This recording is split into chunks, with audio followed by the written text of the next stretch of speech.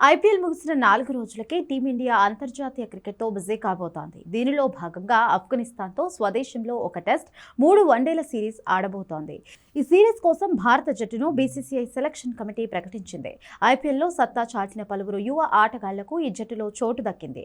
2 ఫార్మాట్లలోనూ గిల్ సారథ్యం సాధించగా test team vice captaincy సెలెక్టర్లు కీలక నిర్ణయం తీసుకున్నారు. రిషబ్ పంత్ను తప్పించి కేఎల్ రాహుల్ను గిల్కు డిప్యూటీగా నియమించారు. పంత్ పేలవ ఫామ్తో అవుతుండడమే ఈ మార్పుకు కారణంగా భావిస్తున్నారు. కాగా ఆఫ్ఘనిస్తాన్తో జరగబోయే ఈ టెస్ట్ WTCలో భాగం కాకపోవడంలో పలు మార్పులు చేశారు. వర్క్లోడ్ మేనేజ్మెంట్ దృష్ట్యా స్టార్ పేసర్ బూమ్రాకు విశ్రాంతినిచ్చారు.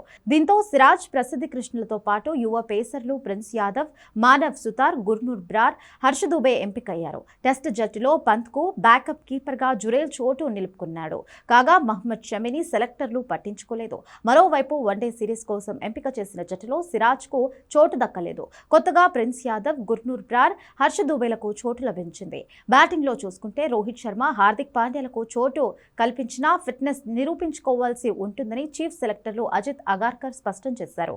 వన్డే జట్టు వైస్ కెప్టెన్గా శ్రేయాస్ అయ్యర్ వ్యవహరించబోతున్నాడు.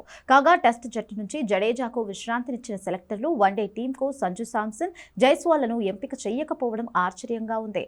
అలాగే ఐపీఎల్లో సత్తా చాటుకున్న వెటరన్ పేసర్ భువనేశ్వర్ కుమార్ను కూడా సెలెక్టర్లు పరిగణలోకి తీసుకోలేదు. ఇదిలా ఉంటే ఆఫ్ఘనిస్తాన్తో ఏకైక టెస్ట్ ముల్లాన్పూర్ వేదికగా జూన్ 6 నుండి 10 వరకు జరుగుతుంది. తరువాత 3 వన్డేల సిరీస్ జూన్ 14 నుంచి మొదలవుతుంది.